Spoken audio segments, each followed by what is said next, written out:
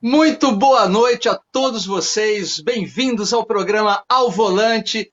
Hoje, com a companhia de uma pessoa muito especial, apresentando a vocês André Soller, Plínio Calenzo e o convidado para lá de especial, Alcindo Teixeira, carismático, piloto, preparador, um tremendo pai, companheiro, e depois eu vou contar para vocês também qual é a mulher fantástica por trás desse homem maravilhoso. Com vocês, Alcindo Teixeira. Boa noite, Alcindo. Boa noite, Gildo. É sempre um imenso prazer nos revermos e, principalmente, lembrarmos um pouco daquela época que o Rio de Janeiro teve e que se tornou o polo principal do kart no Brasil.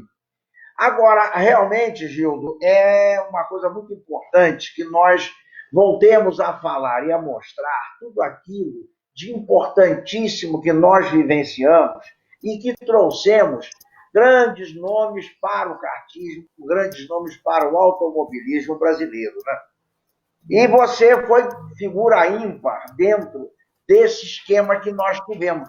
Foi um esquema no qual eu não posso deixar de ressaltar o Ribas, de ressaltar toda aquela estrutura que nós tínhamos e que nos trouxe uma liderança nacional, talvez eu diria até mundial essa liderança, no kartismo, pelo número de pilotos, pelo número de provas e pela organização maravilhosa.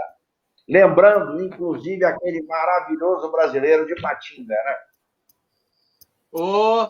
Agora, Alcindo, antes da gente mergulhar para valer nesse universo do kart, o André vai chamar uma atração especial aqui do programa, não é, André? Antes de tudo, eu queria dar boa noite para Danusa Palhares, que está nos assistindo, mandou boas lembranças ao Alcino, João Galvino e a Otávio Sampaio. Todos eles já mandaram boas lembranças a você, João Galvino. Bom, pessoal, hoje a gente fez uma coisa diferente, eu e o Plínio, mas é matéria para a próxima semana. A matéria da semana passada, que foi só eu sozinho, porque esses dois aí, Alcino, me deixaram na mão, eles aprontaram comigo, sabe que eu odeio SUV, e aí me deram um SUV velho para dirigir. Felipe, solta o VT aí. E aí, pessoal, bom dia. Estamos aqui numa difícil missão para mim, avaliar um SUV usado. Esse carro aqui é da minha irmã desde 2013, ela comprou zero em dezembro de 2013. É um Tucson 2013-2014 GLS.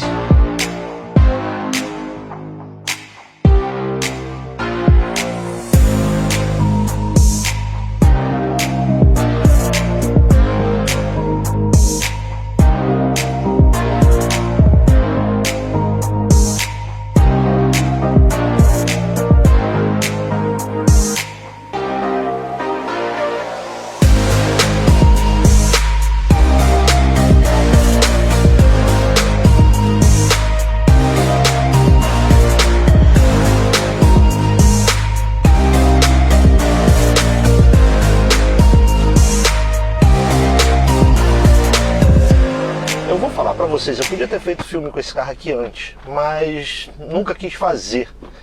E é muito legal estar andando com ele hoje, porque esse carro já tem 7 anos, né? E 126 mil quilômetros rodados. E não dorme em garagem, ele fica o tempo inteiro no sol escaldante.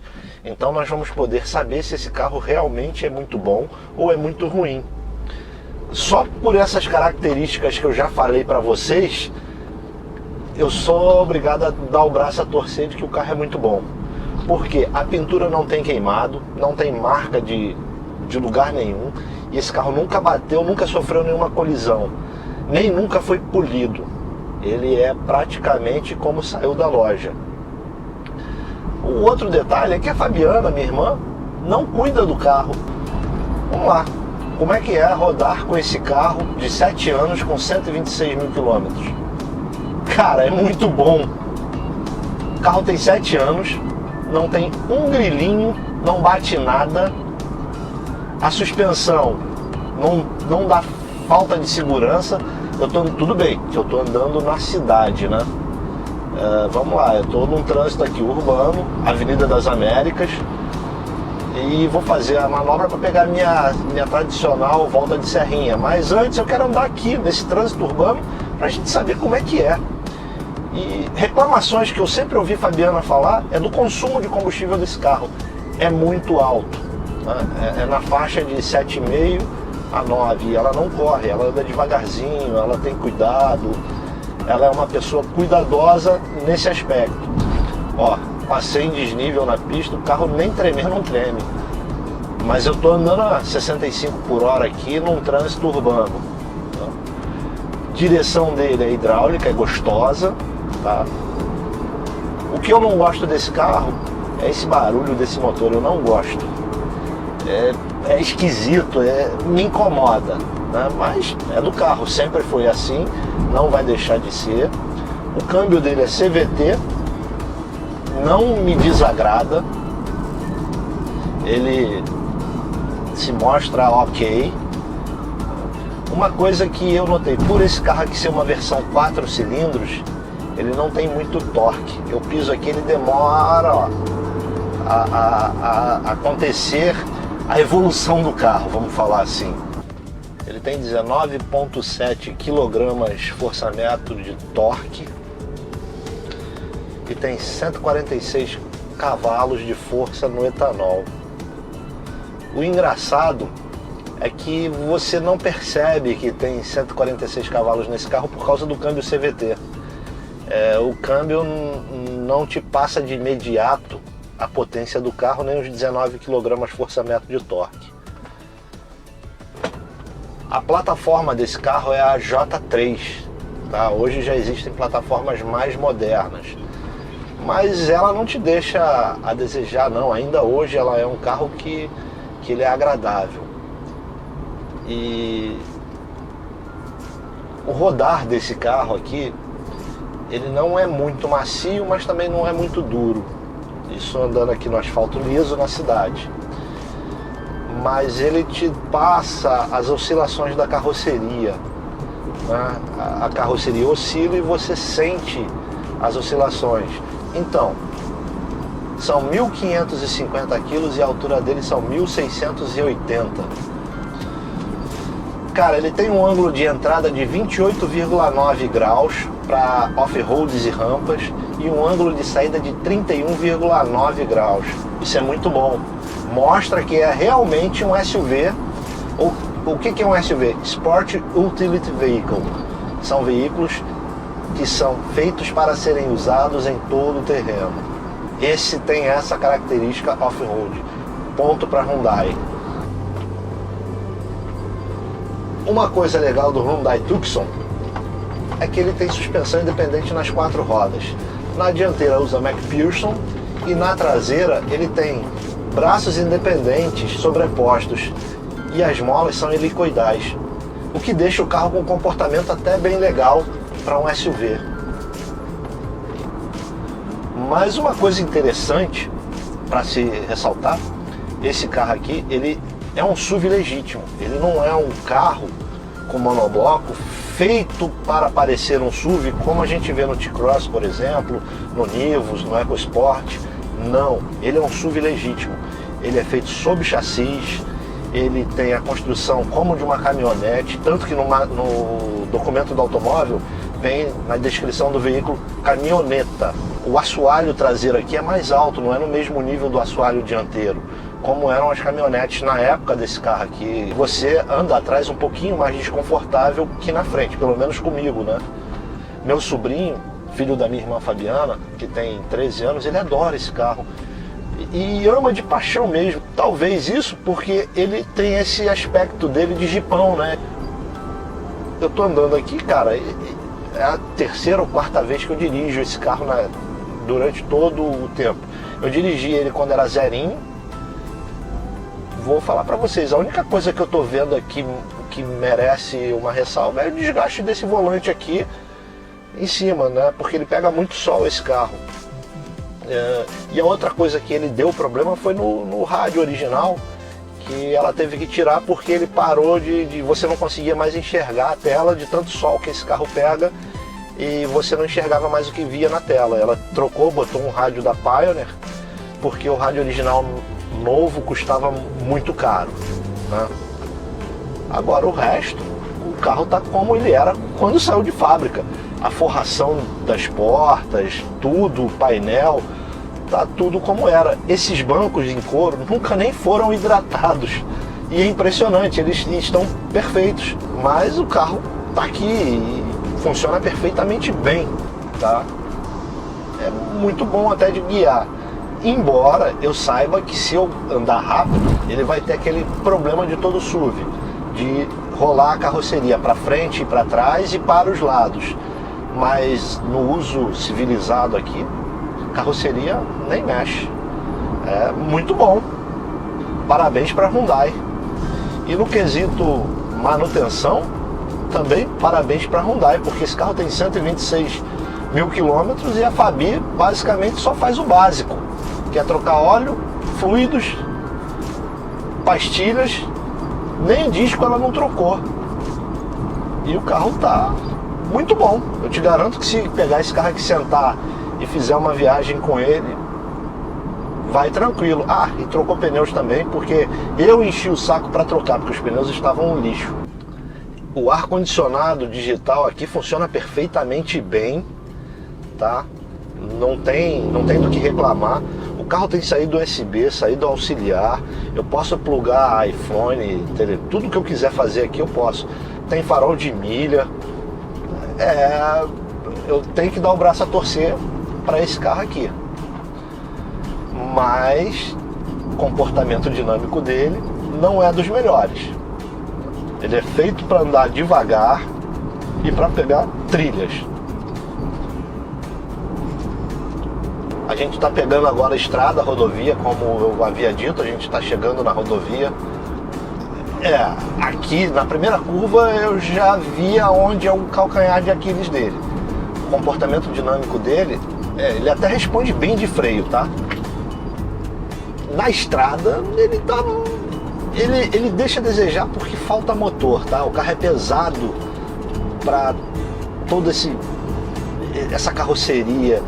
Ó, ele chega até a pedir aqui força, mas eu tô numa subida, né? Tudo bem, é uma subida de serra. Agora o conforto, ó, inclinou a carroceria pra caramba, como todo SUV. Mas é o que a gente pode esperar de um SUV, né? Então, ele tá dentro da categoria. A carroceria inclina mesmo, não tem jeito, não tem o que fazer. Mas o que tá me surpreendendo é que a frente dele não sai tanto quanto eu imaginei que fosse sair.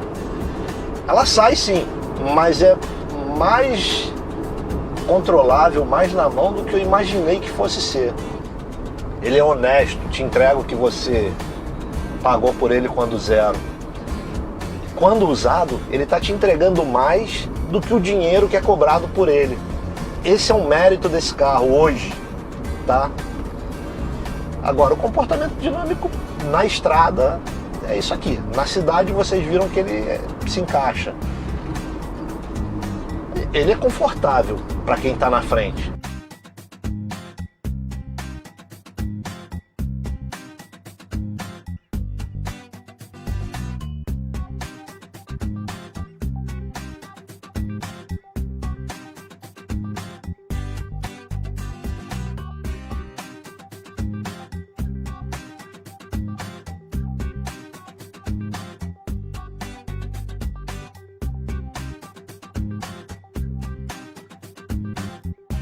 Hoje não compensa vender ele para comprar um carro 0 km, porque um carro 0 km dessa categoria está custando muito caro e esse aqui não vale nada, então é melhor usar ele até acabar.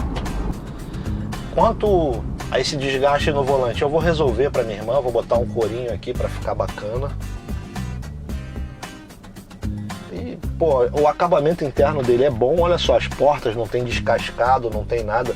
É melhor até do que da Volkswagen. Se você pegar um Golf dessa idade, tá tudo descascado, tudo melejado, tudo arranhado.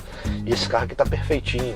Então, A gente tem que elogiar. Aqui eu tenho um porta-óculos que é muito legal, as luzes de espia, todas elas funcionam, o parasol funciona, a luzinha aqui, tudo. Então, cara, o produto realmente é bom.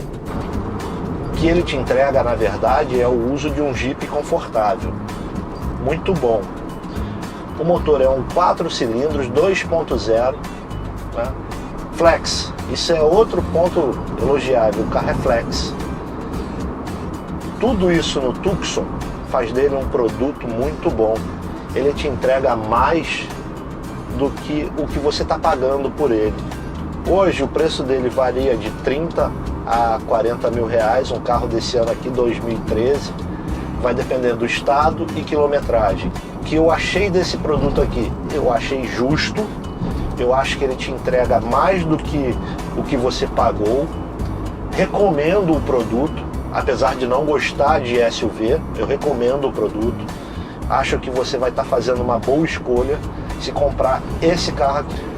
Na estrada, ele é feito para você viajar 80, 110, no máximo 120, porque o comportamento dinâmico dele é de um Jeep, tá? Ele não te dá falta de segurança, mas ele também não te dá excesso de segurança. Ele tá ali na média. Deixa eu dar um recadinho aqui para vocês. O Canal Soler está com um novo site que está sendo inaugurado no dia 23/10. Vão lá no www.canalsoler.com.br e vejam o nosso trabalho. Temos novos colunistas, novas colunas, novas matérias, novos vídeos, muita coisa para você. Curtam, compartilhem e se inscrevam no canal. Bye!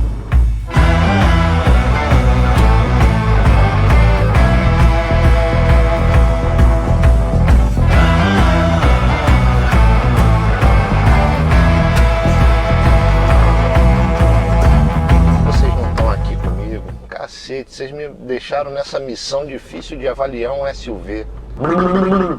Não. Vai ter troco, vai ter volta. Vocês vão ver só, quando eu pegar um super esportivo, vocês não vão nem chegar perto. Bom, voltamos. Desculpa pela longevidade do review. Alcino, seu filho mandou um beijo para você. Jason, o grande campeão, tá mandando um beijo para você. Agradeço. E devolvo, inclusive, que posso citar a ele também, que a filhinha adotiva dele está mandando lambidas para ele. E a mãe aqui do lado faz nunca. É com vocês, senhores. Alcindo, me diga uma coisa. Quando eu te conheci, você já era famoso no kart, você já colecionava vitórias e mais vitórias. Como foi que você começou no kart? Fala para mim. Ô, Gildo, eu acho que você está sendo um pouco exagerado nesses conceitos de grande piloto e tudo. Não, eu fiz a minha parte dentro da possibilidade que nós tínhamos, principalmente no principal centro do kart do Brasil na época, que era o Rio de Janeiro.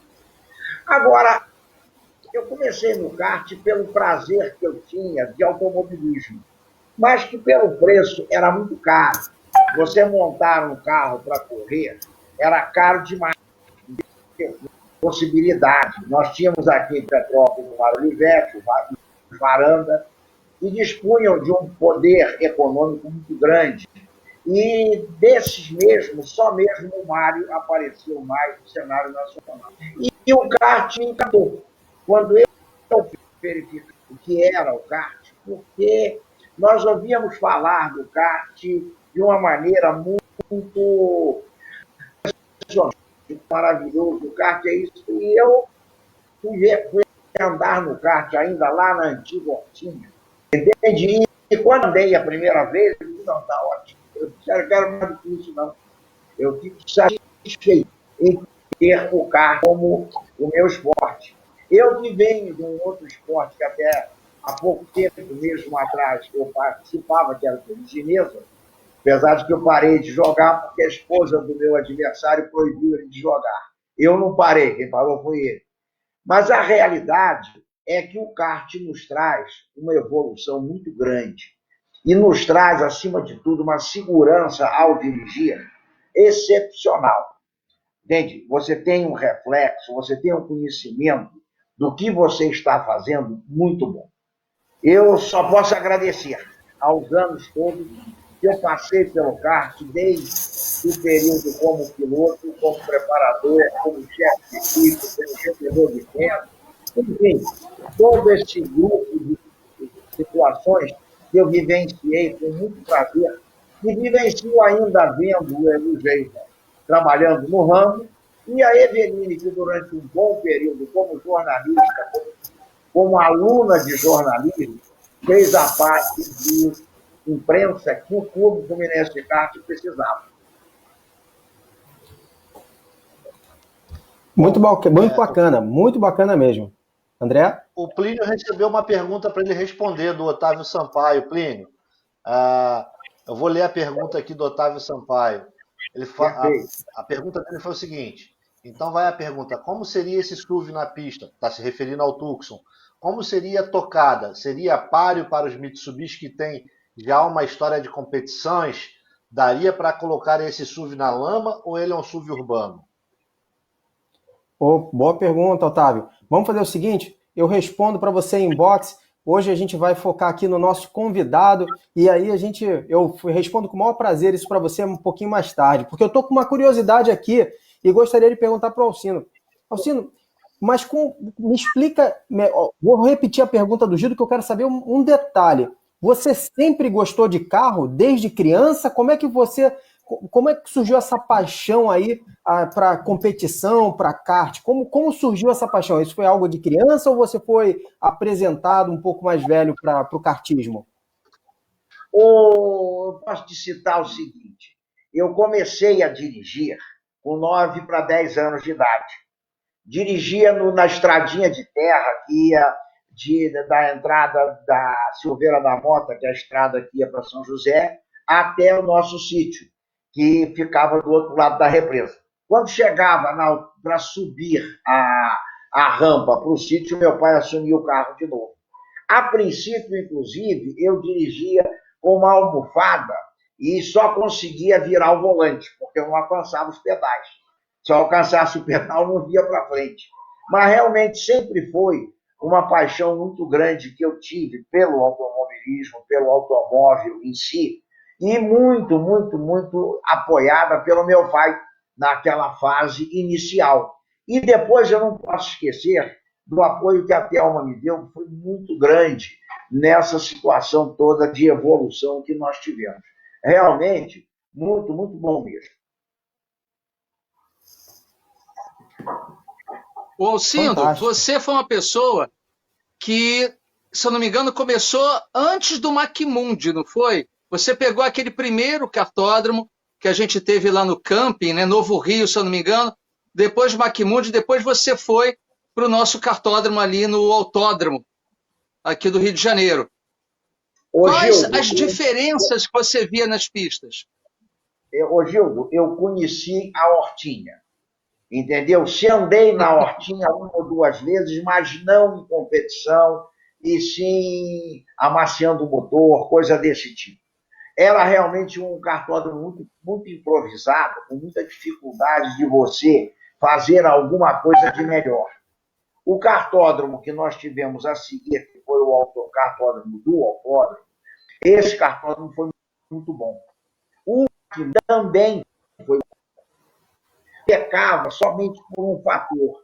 Você só tinha uma reta com uma distância de 180, 190 metros. Era um pouco muito travado.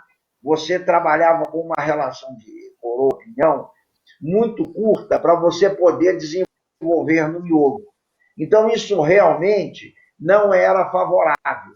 Mas o Maquimundi também tem uma importância muito grande para aqueles que por lá passaram, para a sua evolução.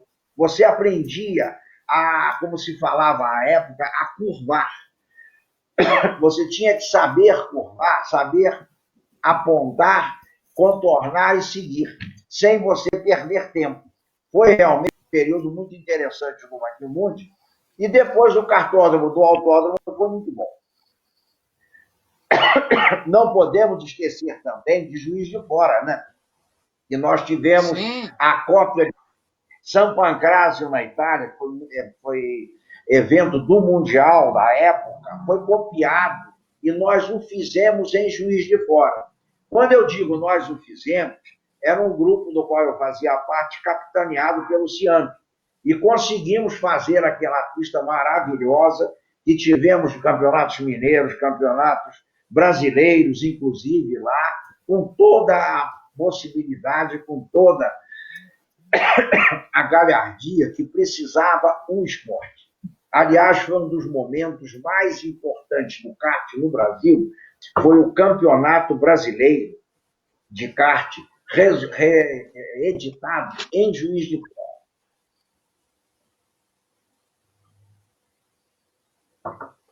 Plínio, tem pergunta aí para ele, Plínio? Tem sim, tem uma pergunta aqui, pergunta do Otávio. Vamos lá, Otávio Sampaio. Como é que você vê o futuro do automobilismo carioca? O autódromo vai ser construído ou não vai ser construído? O que vai acontecer com o futuro do automobilismo aqui no Rio de Janeiro, Alcino? Veja bem, nós temos que entender o momento que nós estamos passando. O automobilismo traz um número de empregos e um número de desenvolvimentos muito grande. Talvez a coisa que menos se focou até hoje foi o que o automobilismo traz para a população de um modo geral.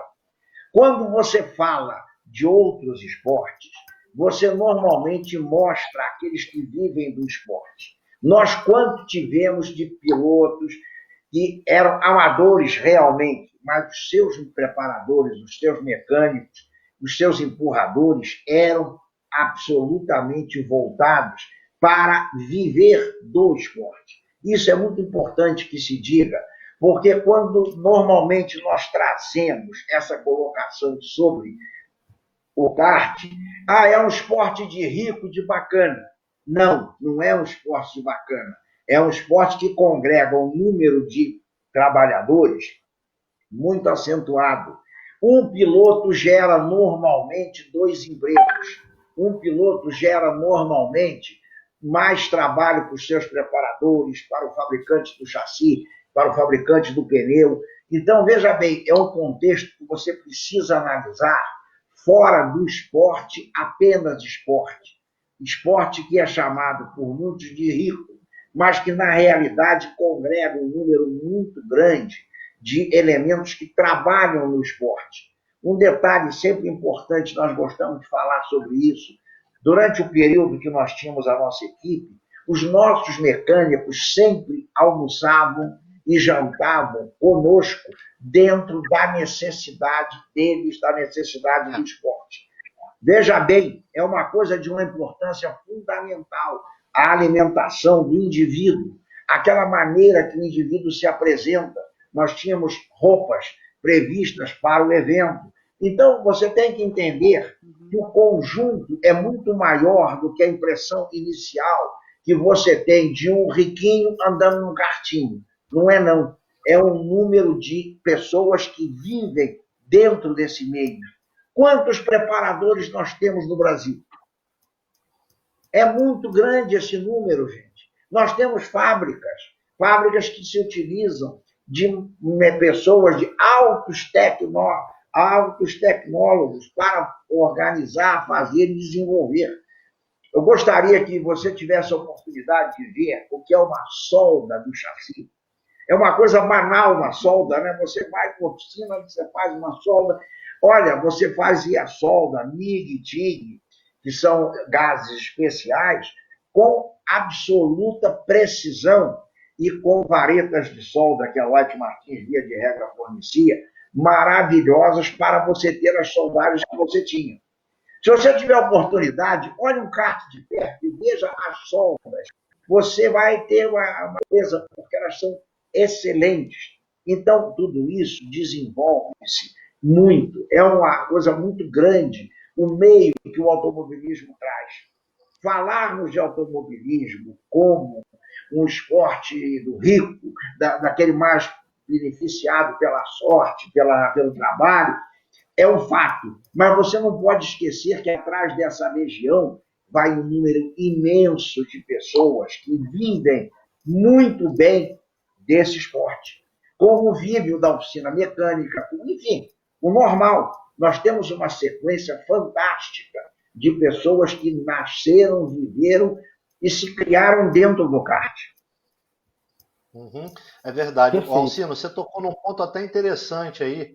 Eu sei que você tem que complementar a pergunta que já mandaram, mas as soldas, quando o Alcino falou de solda MIG e solda TIG, é uma coisa interessante, porque você pega uma gaiola que é colocada dentro do carro, o cara tem que aprender a soldar aqueles tubos dentro do carro, como as especificações da FIA, né? Então ele tem que estudar para fazer aquilo. Ele tem que entender de força, de gravidade, de tração, de um monte de coisas, não é isso, Alcino? Você desenvolve o ser humano.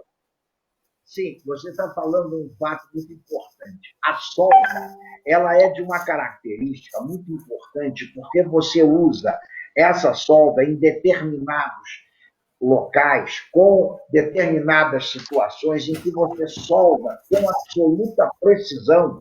E se você falhar, você estragou. Você corta o tubo para fazer aqui em várias partes. E você vai unindo essas partes e fazendo essa soldagem. Realmente é muito importante que você passe a entender o que você está fazendo. Eu conheço vários soldadores que passaram pela Mecânica Rio Mar, que passaram lá pela Mini, vamos dizer assim, e que foram para grandes fábricas de automóveis trabalhar. Ali foi o princípio deles, ali foi o início, aprenderam ali, se desenvolveram e foram em frente.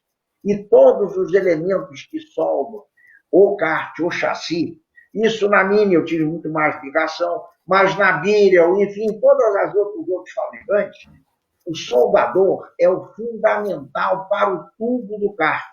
Se você não soldar direito, você não tem o kart que passa por bar como deve. E outro detalhe, quando você terminava de soldar, você ia para o gabarito para apertar, trazer, enfim, colocar o tubo exatamente na posição. Porque a solda é muito quente, ela faz com que o tubo se expanda e fuja dentro daquela precisão. Então você recoloca naquela máquina, é um tipo de um gabarito, e você prende todo e ele volta à posição normal, depois que saiu quente da soldagem. É muito bacana isso que você está falando para a gente, e aí, complementando aqui a linha de raciocínio que eu vinha falando, você ainda aprende também a teoria e técnica do material, né? Porque você começa a entender que o tubo de parede de 1 milímetro não serve, o tubo de parede de 2 milímetros serve, o de 3 fica pesado demais. Aí você começa a aprender a flexibilidade daquele tubo, daquele material, né? Isso é muito importante para o desenvolvimento. Nós tivemos um fato interessante. O Mário descobriu que havia um tubo com 1,3, 1,2 de espessura e que só dava para fazer 1, 2 corridas, não era mais do que isso. Mas que ele rendia mais. Depois, inclusive, até foi proibido pela Confederação. E não só isso, a própria FIA também não permitiu que se fizesse com tubos muito finos, que você usava uma vez ou duas e acabou. Então, passou-se a usar 1,9, 2, 2 e 1, entendeu? Então, esse era a coisa. Mas, outro detalhe importante, tubo de molibdênio, aço cromo molibdênio. Porque o molibdênio, ele permite que o tubo vá e volte, que ele seja maleável. Um tubo doce, que seria o tubo de ferro doce, vamos dizer assim, ele iria e não voltaria, estaria empenado, e você não teria o rendimento que deveria ter. Olha, é muito mais tecnologia do que possa parecer o esporte a motor. E o kart em especial, né? Ô, Alcindo, deixa eu te perguntar uma coisa. Você, de uma maneira tão maravilhosa, está falando dessa passagem do tempo, né? Eu não posso deixar de agradecer aqui uma pessoa que eu amo, que, sem ciúmes, hein? A sua esposa, Thelma, ela sempre foi uma companhia das mais maravilhosas para a gente na pista. Quero agradecer também a Eveline, sua filha, uma jornalista de primeira, e também lembrar que o Alcindo Teixeira é pai de um dos maiores preparadores, chefes de equipe, como ele quiser ser chamado. Eu sou fã. O nome dele é Jason Teixeira, sucesso internacional, uma pessoa com um coração maravilhoso que corresponde a tudo que vocês, como pais, fizeram de melhor, não só por eles, não, que é por mim também. E eu queria te perguntar uma coisa, Alcindo. Eu lembro da Thelma, sua esposa, com cronômetrozinho redondinho na mão, ali na beira da pista e prancheta. E a gente tem hoje o seu filho, Jason, lidando com computadores, com tecnologia de ponta, com um negócio de louco. Como é que você passou, como é que você viveu essa transição dessa fase do cronômetro para essa fase tão tecnológica como hoje? Ô, Gildo, a evolução foi muito grande. Os primeiros cronômetros, eu ainda devo ter um ou dois deles aqui guardados, eram mecânicos, eram aqueles que você dava corda para ele funcionar, entende? Era um Tag Heuer. Eu tinha um Tag Heuer, ele tinha um Rocar, entende? Aliás, eu os tenho ainda, entende? Com recordação. Então, uma coisa muito interessante é essa evolução. Depois, a coisa veio evoluindo e nós viemos as primeiras células de fazermos esse tipo de cronometragem. Você colocava na beira da pista, só que não funcionou muito bem, não. Aí nós passamos a usar, até eu usava um computador com 16 passagens de volta. Ela trabalhava 4 karts ao mesmo tempo, mas entenda uma coisa, não 4 karts, como o tempo de volta. É muito fácil. Agora, pego por trecho, nós pegávamos reta, miolo 1, miolo 2. Se fosse em Patinga, pegava reta, miolo 1, 2, 3 e 4. Então, você vê a complexidade que existia, porque, na realidade, nós formamos, graças a Deus, uma equipe para podermos trabalhar do jeito que trabalhamos. Entende? A única pessoa que se foi da equipe rapidamente foi a Eveline, que foi para Juiz de Fora a fazer faculdade de jornalismo e se envolver diretamente com o jornalismo e com o automobilismo de um modo geral, que até hoje ela continua dizendo que gostava muito daquela fase, que realmente ela vinha de Juiz de Fora e nós a pegávamos lá no subúrbio do Rio, onde o ônibus Juiz de Fora Rio vinha, para fazer sábado e domingo na pista. Foi uma fase muito interessante. Eu acho que, graças a Deus, eu aprendi muito naquela fase com todos aqueles que eu lidei. Você entende? Não só com os tecnológicos de alto nível, eu cito principalmente o Mário Carvalho, cito o Nô, cito o Gera, entende? Pessoas que trabalharam conosco muito. Tinha os preparadores do Paraná também muito bons. Você entende? Então, realmente, nós fizemos um time e com esse time nós vivenciamos essa fase. Então, não foi uma obra que eu tenha feito, foi uma obra que nós todos fizemos em conjunto. Entendeu? Nós evoluímos uma coisa, até você me permita falar sobre isso. Mecânico naquela época comia sanduíche. Gente, não é possível trabalhar quinta, sexta, sábado, domingo comendo sanduíche. Nós trazíamos o almoço. Houve até quem discutisse conosco, vocês estão fazendo demais. Não, é um ser humano como nós. Nós não almoçamos, nós não jantamos. Eles também. E eles tinham uma dificuldade muito maior, porque eles eram humildes, eles tinham pouca condição econômica. Então, aquele almoço, eu tive mecânico que um dia falou comigo, eu podia ganhar um pouco mais como mecânico na equipe do fulano, mas você me dá uma comida de gente. E eu fiquei paralisado com aquilo. Meu Deus, comida de gente? Realmente? Não. Você parece sim, que é alguma coisa fora do normal. Não é não, gente. A alimentação é necessária. Se você não tiver uma boa alimentação, você não consegue trabalhar, você não consegue fazer e não consegue crescer. Porque quantos de nós que passaram por ali e que foram em frente, e que cresceram, que viveram e que ganharam a sua vida?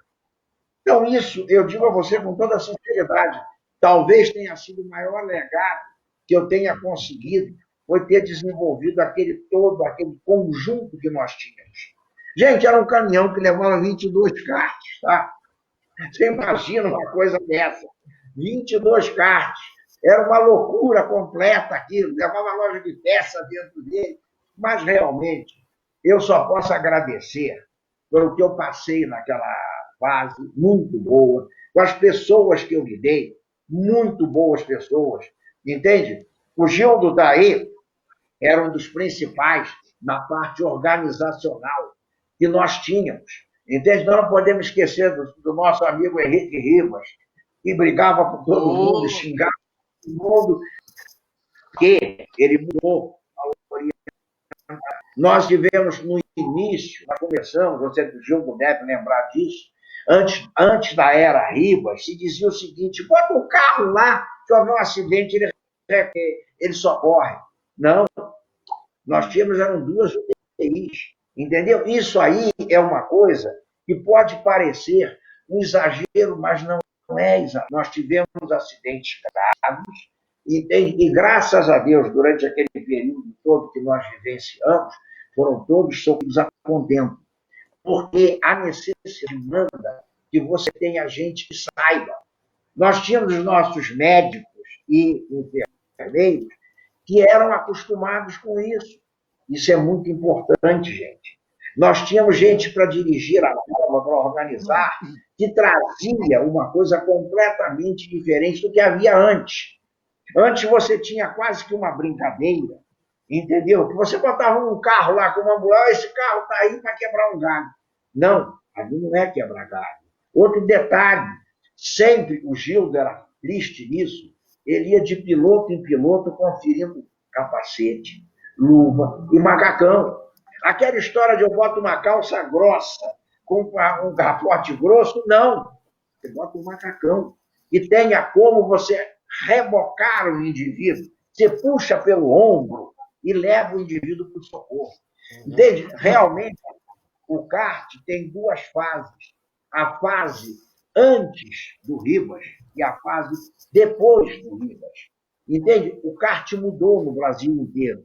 Deixou de ser um esportezinho, passou a ser um esporte com toda a qualidade devida. E hoje, você vê que nós temos toda uma situação muito desenvolvida nesse ponto. E que nasceu ali, nasceu com aquela gente que trabalhava ali, com a equipe que o Gildo, que o Ribas botavam na pista. Entende? Era importante isso. Não se esqueçam de que quem comanda o circo tem que saber comandar e tem que conhecer. E o Ribas, até uma vez, eu nunca esqueci desse fato, nós sentamos com ele um pouco antes da corrida e falamos: Henrique, para, você está apertando de tal maneira o Hugo, que foi campeão mundial, que não é essa maneira que você vai fazer. Não, mas eu tenho que dar exemplo. Não, você tem que dar exemplo se ele estiver errado. Mas ele não está errado. Porque ele subiu pelo kart do lado esquerdo, pelo lado direito, não está errado. Você não pode fazer isso, você tem que deixá-lo seguir o caminho dele.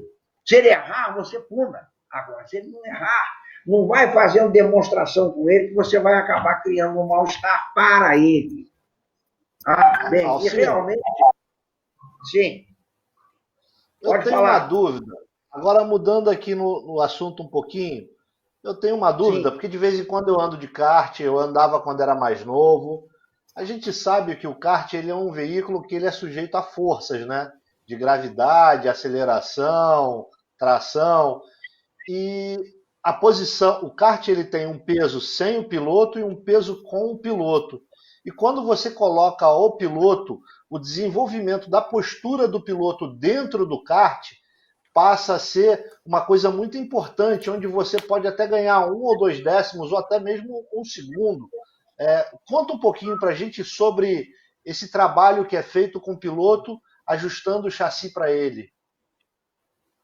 Olha, eu te diria principalmente o seguinte: o principal fator é que o piloto esteja confortável no kart.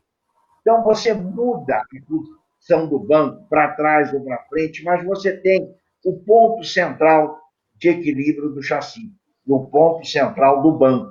Quando você transfere para o lado esquerdo, por exemplo, lado do motor, você o faz para compensar peso. Você, quando tem um piloto com menos peso por regulamento, você coloca mais peso ao lado de esquerdo, do lado do banco, normalmente, para você fazer com que o piloto fique equilibrado. Você pode colocar também lá na frente, onde você tem a parte que entra o volante. Enfim, tudo isso é feito de uma maneira a você evoluir. Outro fator, quando você faz essa demonstração, a divisão do peso, você tem que pensar em prejudicar o pneu. Porque se você colocar lá na frente, você faz uma distribuição melhor, você faz tudo de bom, mas o pneu dianteiro acaba. E no brasileiro, que você tem 2 jogos, mais 2 pneus, você normalmente vai acabar a última bateria praticamente invertendo o pneu e sem tendo condição devida. Então, tudo isso é um detalhe que você precisa conhecer. É um detalhe que hoje a evolução é muito grande, cada dia maior, você entende? Mas que nós já brigávamos com isso. Nós já comprávamos revistas inglesas, revistas italianas, para a gente ver o que estava vindo ali. O kart nosso, dificuldade muito grande de importarmos, porque havia restrição. Quando a importação foi aberta, que vieram os karts novos, então nós tivemos uma evolução muito acentuada. E uma coisa eu gosto sempre de frisar: nada de muito melhor em termos de tubo, em termos de soldagem, tinha os europeus do que nós. Realmente, nós tínhamos uma indústria e uma qualidade de trabalho muito acentuada, tanto na Viral, quanto na Mini, quanto em todos os fabricantes nacionais. Tudo aqui se fazia de altíssimo nível. Então, vamos dizer assim, não vamos desmerecer o nosso, não, porque o nosso produto é muito bom. Nós não tivemos condição realmente de ir muito à frente, a termo de Europa, porque a Europa usava o kart 100, nós usávamos o 125. O 100 normalmente era um pouquinho mais rápido que o 125, porque era a válvula rotativa. Depois eles foram para o 135 e nós ficamos no 125. Mas entendamos o seguinte: realmente a nossa qualidade é extraordinariamente boa. Nosso material humano, eu gostaria que vocês vissem os soldadores que a Mini tinha. Eram espetaculares. Eles sabiam. Você tinha a impressão que ele estava escrevendo com o eletrônico.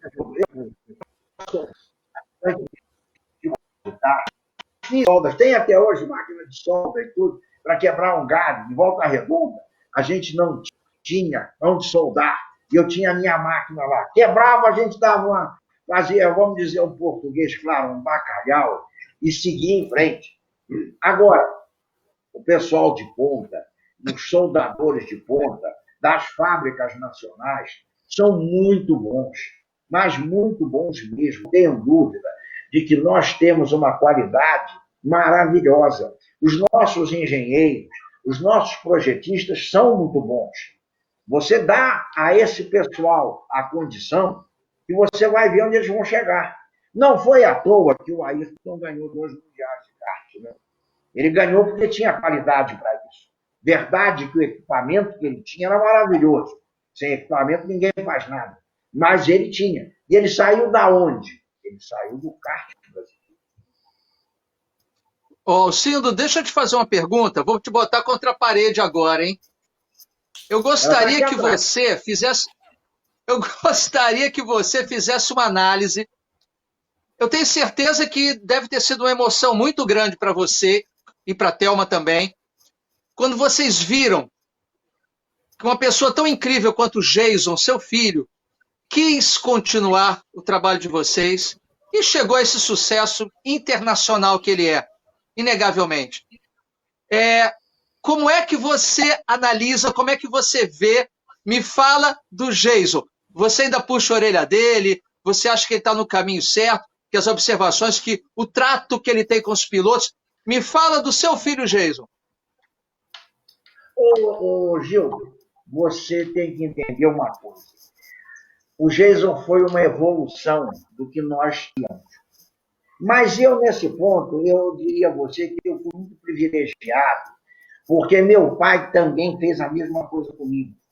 Entende? Ele me trouxe tanto de um outro esporte, que era o tênis de mesa, do qual eu fui até da Confederação Brasileira de Desportos, com o Avelange, entende? Mas eu fui sempre empurrado. E aquilo que eu fiz com o Jason foi apenas seguir o que eu recebi.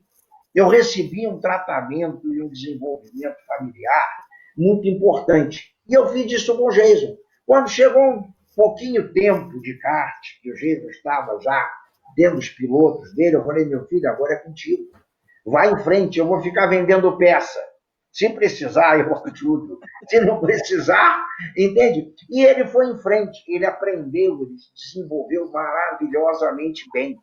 Entendeu? Ele teve a possibilidade de juntar o conhecimento de pista que ele fez, que ele andou, ele correu muitos anos, entende? Então ele tem uma noção de ouvir o que o piloto está transmitindo.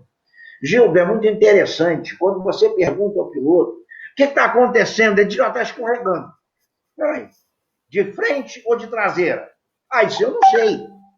Então você tem que analisar friamente os fatos. Você entende? Quantas vezes você muda? A gente mudava a frente do kart para poder a traseira segurar. Entende? Você fechava a frente e a traseira segurava mais. Você entende? Então, isso tudo são pequenos detalhes que você vai aprendendo ao longo dos anos. Eu não aprendi isso num dia nem dois. Foram uma sequência de anos que nós lá estávamos. E uma coisa eu não posso deixar de frisar a você, que foi fundamental no nosso desenvolvimento, no nosso trabalho, nós tínhamos a melhor cronometragem da pista. A Thelma me entregava uma folha perfeita, com 3 trechos no Rio, em Juiz de Fora, em Volta Redonda, mas em Ipatinga com 5 trechos. E eu lia naquela folha, e naquela folha, quando eu lia, eu sabia que você tinha que mexer no miolo, na parte de baixa, ou você tinha que mexer na parte de reta. É uma coisa muito importante você saber o que não está funcionando. Se você consegue fazer com que as coisas se desenvolvam dessa maneira, Gil, fica muito mais fácil. Entendeu? Aonde você ultrapassa, via de regra, é na reta. Se na reta, do meio da reta para lá, você não desenvolve, não cresce, não vai passar ninguém. Você vai empurrar no miolo, empurrar e não vai passar. E verdadeiramente nós precisamos, acima de tudo, que isso seja muito bem montado. E uma equipe é uma equipe, não tenha dúvida disso. Você não tem nenhuma competição desse nível, que é o automobilismo, que você não tenha uma equipe, você não tenha bons mecânicos que saibam o que eles estão fazendo, entendeu? Então, isso é fundamental. E outra coisa, você vai aprendendo a ouvir. Quando o piloto te diz determinadas coisas, você tem que fazer com que a coisa seja trazida para a realidade do momento. Ele não está crescendo de reta. Espera aí, você está entrando errado. Se você entrar errado, na saída de curva, você matou o motor até ele chegar no ponto. Então, verdadeiramente... Deixa eu fazer uma pergunta exatamente nisso que você está falando. É uma pergunta difícil, hein? Não é uma pergunta fácil, não. Falando de piloto, né? Quem era o melhor, na sua opinião? Né? Como no kartismo, o Ayrton Senna ou o Guga Ribas?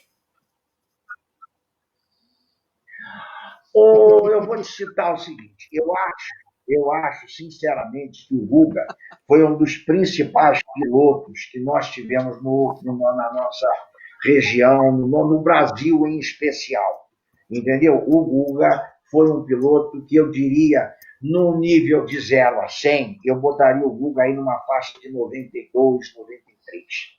Agora, você falar do Ayrton é um nível um tanto quanto desproporcional para você comparar com qualquer pessoa. Eu corri atrás do Ayrton algumas vezes, porque a gente brincava muito com isso. Nós não corremos com o Ayrton, nós corremos atrás do Ayrton. Entende? Ele fez algumas vezes, inclusive ele apareceu um dia no Macmund, e lá se virava, eram 3 corridas, e trocava o circuito. Na terceira corrida, ele chegou lá e tal, e coisa, e vem cá, então dá uma volta aí no treino, no sábado. Poxa, mas dá uma volta aí, prestaram um bom carro para ele, evidentemente. Em 3 voltas, ele igualou o melhor tempo da pista. E com 5 ou 6 voltas, ele baixou 2 décimos. Ele era realmente fora de série, era fora do natural a leitura que ele fazia do equipamento, da pista, do pneu, enfim, de tudo. Ele, para mim, foi o marco maior que nós tivemos no automobilismo. Eu não digo o automobilismo brasileiro, não, o automobilismo mundial. Eu acho que até hoje, talvez o Michael Schumacher tenha chegado próximo ao Ayrton, bem próximo dele. Mas o Ayrton, para mim, foi o melhor de todos os tempos. Bacana, bacana. Bom saber. Agora, deixa eu fazer uma pergunta aqui. O senhor estava lá no dia que ele fez aquela ultrapassagem em 2 rodas no autódromo de Jacarepaguá? Viu ele andando em 2 rodas? Como é que foi aquilo? Foi um fato, vamos dizer assim, marcante e muito comentado. Ele realmente ele passou em 2 rodas, porque ele subiu pela grama, pela parte externa, deu aquela subida e, verdadeiramente, ele foi em frente, entendeu? E passou. Você talvez não tivesse a noção do que nós temos hoje, do que hoje é verdadeiramente o automobilismo. Naquela época era muito mais empírico, entende? Mas o Ayrton já à época vinha com tudo de melhor, entendeu? Ele era realmente o melhor, mas ele nunca andou em nada que não fosse bom, entendeu? Pneus, por exemplo, eu lidei bastante de perto com ótimos pilotos que eu conheci. O Gildo deve lembrar do Andrés Mateus. O Mateus era realmente um excelente piloto, entende? Mas com tudo maravilhoso. Inclusive, o André sabia fazer uma coisa que poucos sabiam. Ele sabia escolher o pneu. Eu, uma ocasião, peguei um lote de pneu para o dia e trouxe. Já tinham andado, tinham feito tomada de tempo, já tinham andado 3, 4 jogos. E ele escolheu 2 ou 3 jogos e disse, olha, esses aqui são os melhores. E eu aí negociei com ele 2 jogos para ele e fiquei um para mim. E realmente era o Goodyear Blue Streak. Olha, era impressionante a diferença que dava. Você tinha um númerozinho gravado no pneu, e aquele númerozinho dizia para você o que era aquela borracha. O pneu da Goodyear, na época, era o melhor. Depois vieram os Bridgestone. E os Bridgestone acabaram com o Goodyear no Brasil.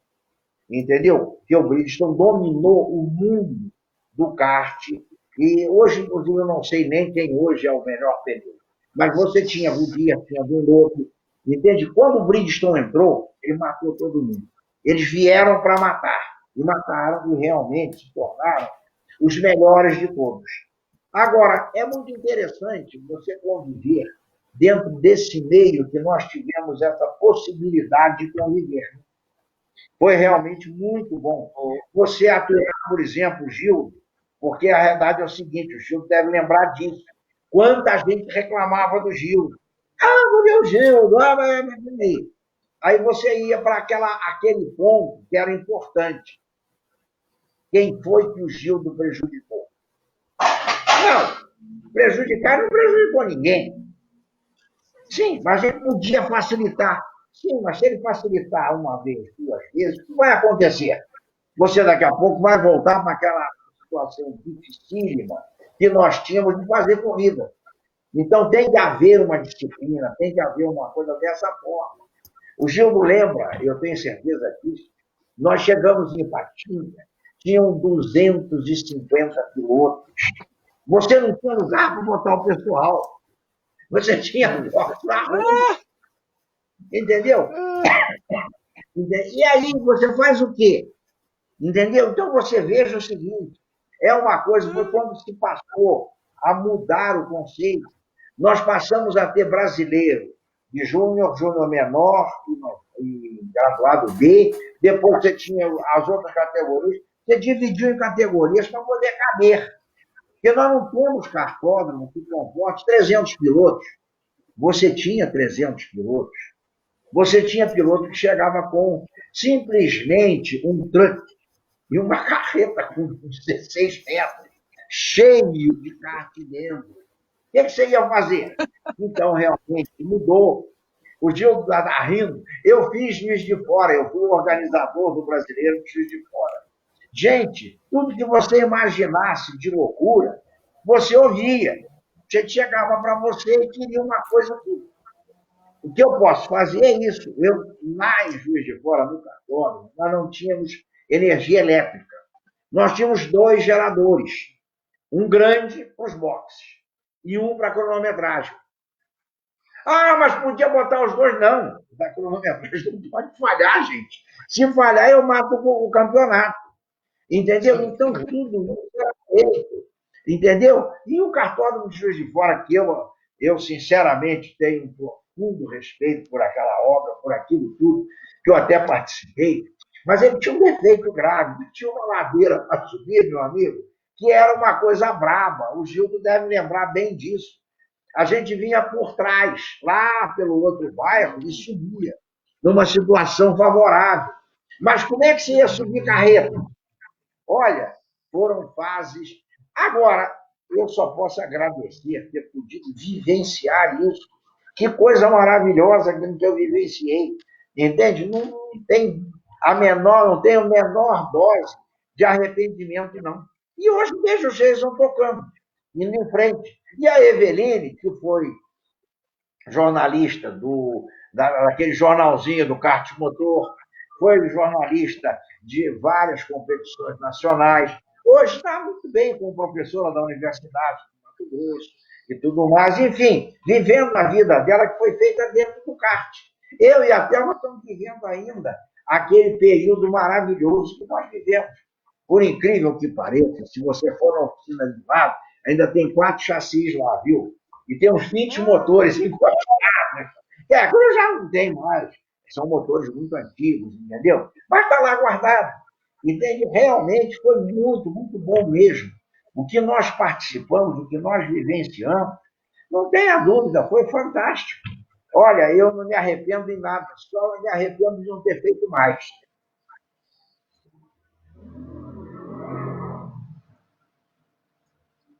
Bom, seu Alcino, deixa eu fazer uma última pergunta aqui. Você falou no nosso amigo Andréas Mateis. A gente passou esse ano muitas coisas com ele, acompanhando a corrida, né? O pessoal que não sabe, a gente produziu uma minissérie chamada Assim Nasce um Campeão com eles lá. Mas tem uma coisa que eu notei nele, é a precisão.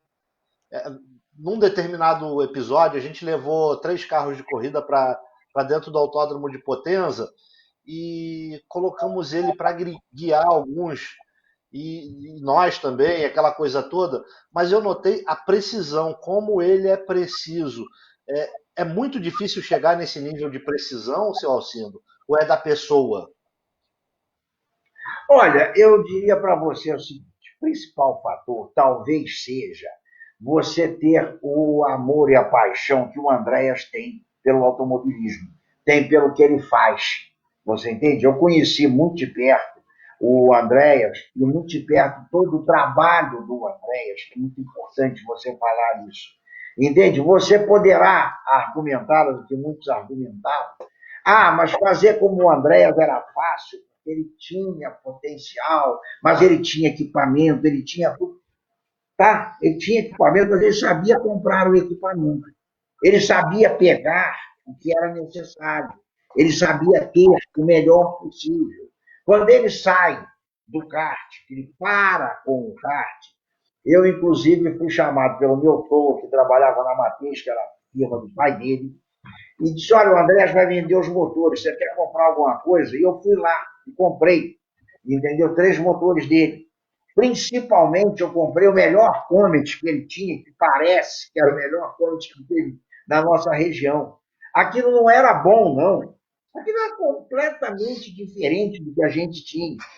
Quando você ouvia falar em balancear um virabrequim, em que você colocava o virabrequim, acertava e balanceava, era impressionante isso. Eu rendo a minha homenagem ao Rocinho. O Rocinho depois passou a conseguir fazer isso na oficina dele lá em Jacarepaguá. Entende? Hoje o Rocinho está, me parece, que continua lá em Guapimirim. Você entende? Mas a verdade é o seguinte, foram fatos que foram se desenvolvendo e o Andréas foi um dos precursores. E o Andréas não andava com gente muito ruim, não. Eram os Giacones, eram aqueles grandes pilotos. Os paulistas não andavam. E com o Andréas foi muito diferente. Ele realmente foi. Eu acho que o Andréas foi um marco, não. Ele é um marco no automobilismo brasileiro. E continua sendo com a empresa dele hoje. Então, realmente, é muito importante que se diga. Essa evolução vem crescendo. E um dos detalhes que eu acho muito favorável é que eles contam que aqui no bairro do Morém, onde eu moro, aqui tem uma água muito favorável. E essa água faz com que as pessoas de fora consigam trabalhar nesse âmbito. Então, realmente, a água do vem, aquela água que vem lá de baixo da Terra da Floresta, vem debaixo do cubiçado, é uma água maravilhosa, porque nós conseguimos realmente aprender, e aprendemos muito, não tenha dúvida. Quando você tem a possibilidade de entender a qualidade do outro, aquilo de bom que ele faz, e a gente segue, é só o mérito que a gente tem de melhorar, porém, não podemos esquecer o mérito de quem trouxe. E vários trouxeram, como eu cito o Gera, como eu cito o Mo, como eu cito o próprio Mário Carvalho, entende? Aqueles que trouxeram para cá toda essa evolução. E foi uma evolução muito grande. Eu tive o prazer de participar. Alcindo, olha só. Coube a mim uma das partes mais difíceis aqui do programa, que é anunciar que a gente já está no finalzinho do nosso tempo. Eu queria... não posso esquecer, meu muito obrigado, ao agradecimento, a ajuda que o Dedé Cupelo me deu hoje. Foi fantástica. Eu queria fazer um último pedido a você. Qual mensagem você pode mandar para futuras gerações, para o kartismo que vem aí, desde já, agradecendo imensamente a todos vocês que estiveram aqui hoje conosco, ao pessoal da Priority Conteúdos, a André, Plínio, que são excelentes companheiros de trabalho, agradecendo a sua família incrível, que seja esse agradecimento estendido a todos os kartistas do Brasil, a todas as famílias maravilhosas que estão presentes no kart e no automobilismo. Para encerrar, Alcindo, o que você pode dizer para as futuras gerações? Qual a sua mensagem? Gildo, eu diria o seguinte, entenda que o automobilismo, como todo esporte de ponta, todo esporte que vai à frente, ele tem uma dificuldade muito grande, principalmente no nosso caso, que é um custo alto, mas que nós precisamos de conviver com isso e vivermos agregados nessa fase. Eu talvez tenha tido a melhor possibilidade do mundo.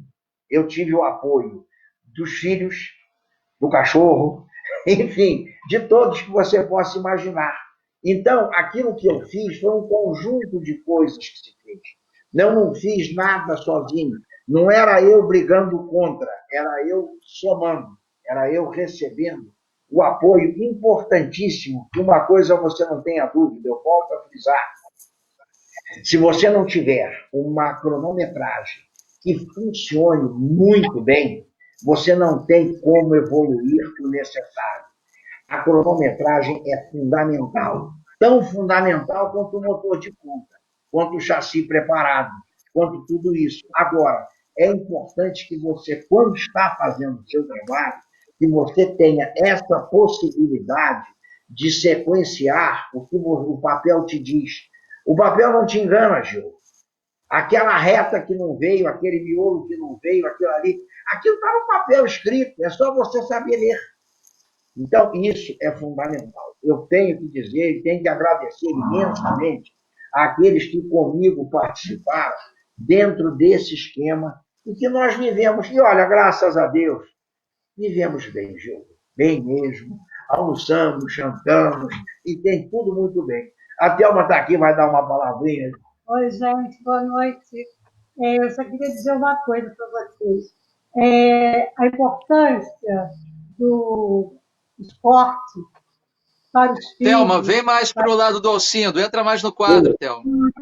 Isso, obrigado, querida. A grande importância do esporte para a nossa vida, para os nossos filhos, eu vou dizer para vocês, a disciplina. Isso foi maravilhoso para eles. Acabou. É a disciplina. Você, assim, eu agradeço muito a vocês todos, a esses amigos maravilhosos que eu fiz durante todos esses anos, entendeu? Eles foram pessoas incríveis na minha vida. Eu amo muito esse mundo de kart, amo vocês, e tenho certeza que nossos filhos foram criados com uma disciplina muito grande dentro desse esporte, dentro desse mundo maravilhoso que é o kartismo. E automobilismo, enfim, o esporte, né? Um beijo grande, obrigada pelo convite.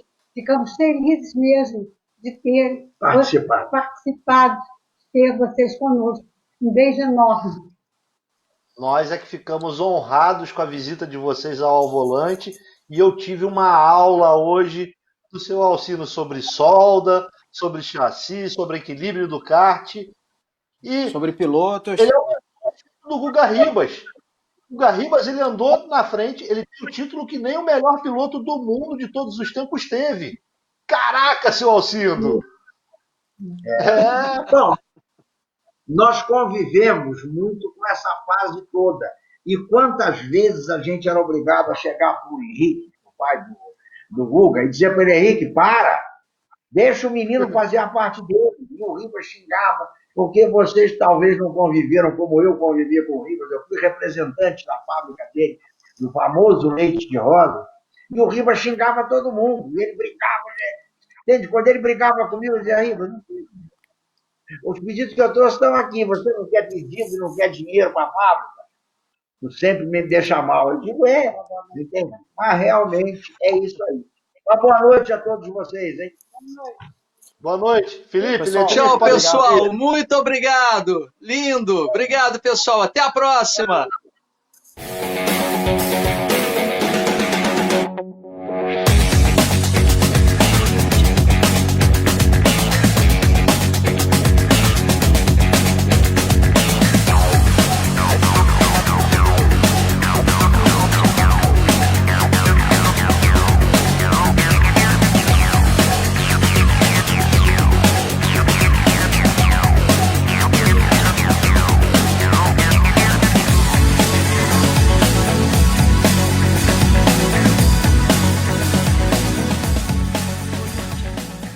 A Priores Conteúdos tem como missão levar até a sua casa conteúdos dos mais diversos nichos dentro de um app leve, simples e fácil de mexer.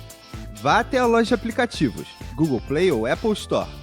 Digite Priores Conteúdos, selecione o app e aperte para baixar. Espere um instante e pronto! Ao abrir o aplicativo, uma lista de programas variados está disponível na palma da sua mão. Clipes, desenhos, humor, programas de futebol, kartismo, vôlei, Priority Conteúdos. Baixe o app e se divirta.